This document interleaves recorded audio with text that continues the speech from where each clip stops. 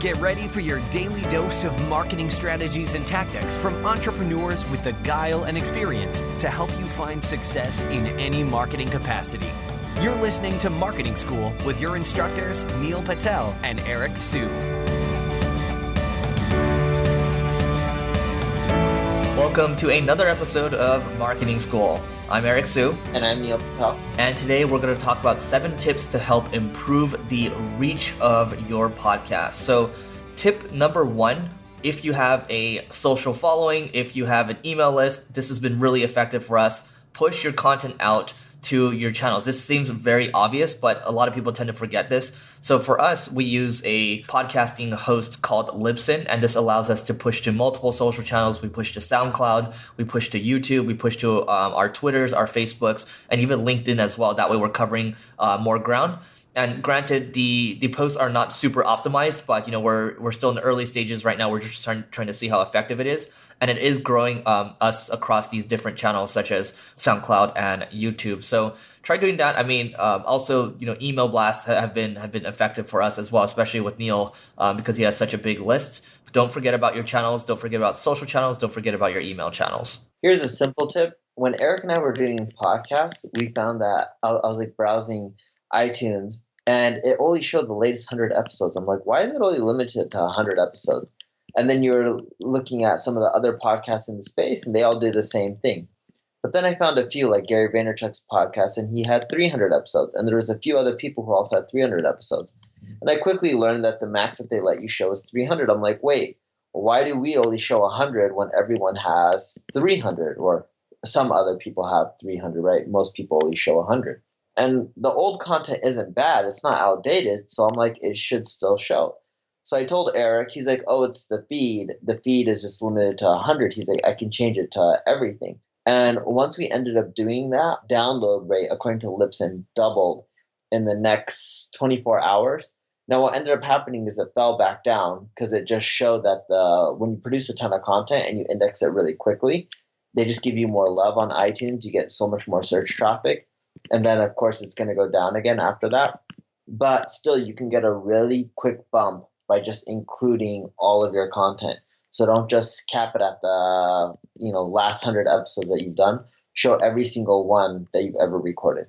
And one other thing that we do is, because we don't have the time to always consistently promote the old episodes that we have, and a lot of stuff that we're talking about is evergreen. So we use a tool called Meet Edgar. That's meetedgar.com, EDGAR, meetedgar.com. And from there, you can schedule basically a consistent feed of posts over time. So it might be, for example, my Twitter, it might say, okay, for each day, we're going to share like a random marketing school episode. And we'll have a different category for that specific podcast. So there might be a category for the Growth Everywhere podcast, one for the Marketing School podcast, and we're just going to share content. And you can share it more than one time per day. You can share it even more if you want, because Twitter, there's people that will share your 10 to 15 times or so. So using a tool like that, it makes our lives a lot easier. So we don't have to constantly think about using a tool like Hootsuite or Buffer to continue to schedule all the time, because that just becomes a hassle. Number 4, when I look at the Libsyn stats, the biggest thing that I know, the difference between popular episodes versus non-popular episodes,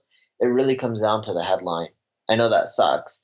Libsyn doesn't give you stats on how far people listen in to your podcast, so you don't know if people listen the first 5 seconds or 10 seconds. So that doesn't really help you determine if the podcast episode is actually good or great. But it does show that the headline really impacts how many downloads a podcast gets. And we notice that the attractive headlines do the best. So Google Copy Blogger headline formula, and they'll give you templates to create really attractive headlines. So when Eric and I are coming up with headline ideas, a lot of the listeners, you guys, are giving us ideas. Then we also come up with our own. We also use a Copy Blogger headline formula to try to craft attractive headlines. You can also use Portent's headline generator tool. And then once you have a few finalized headlines, go to titlecapitalization.com and plug it in there. It'll fix the capitalizations, the flow, etc., like the grammar, not really the flow, but more so the grammar of your headline.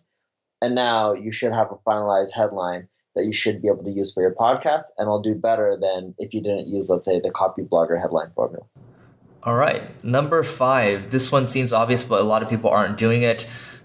when you're doing a podcast, also add a blog too. We also have a separate WordPress blog in addition to placing the podcast on our site with the Smart Passive Player.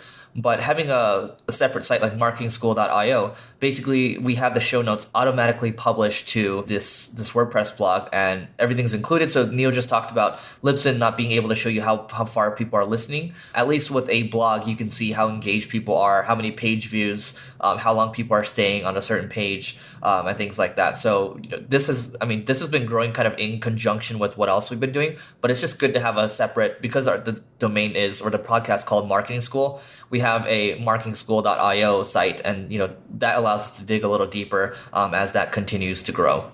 And number 6, this seems really obvious as well, but I was looking at everyone who's doing well. Common element is they have a ton of ratings and reviews. So the more ratings and reviews that you have, the better off you're going to be, especially when it comes to iTunes rankings. The higher rankings you have, more people find you, and you get a ton more views. When I look at our data in Libsyn and what causes the spikes, it's not email blasts, it's none of that. Most of it actually comes from people searching on iTunes. So iTunes, think of it as your version of Google, right, for SEO.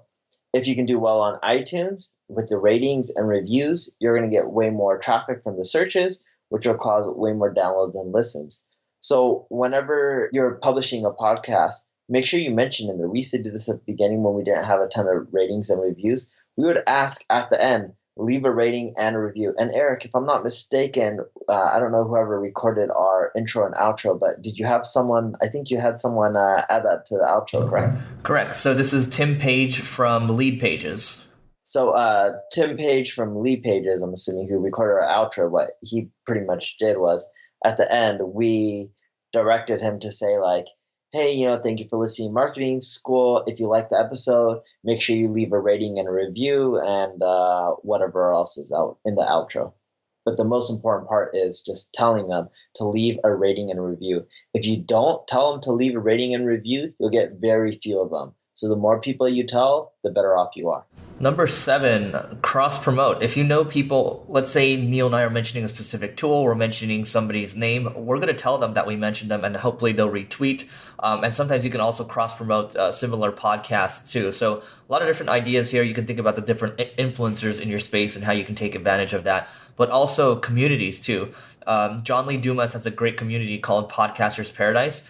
And in here, people are sharing different ideas on how to grow all the time and how to improve the reach. But also they do something on Fridays called, I think it's Pay It Forward Fridays or something like that. I forgot what it's called. But basically there, if people are allowed to share their podcast and if it's actually good, you can leave a rating and a review. And this helps everyone in the podcasting community kind of move up there.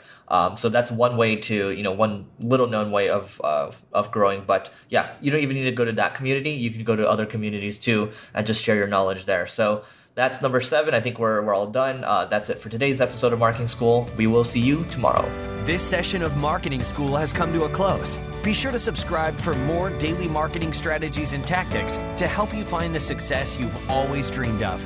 And don't forget to rate and review so we can continue to bring you the best daily content possible. We'll see you in class tomorrow, right here on Marketing School.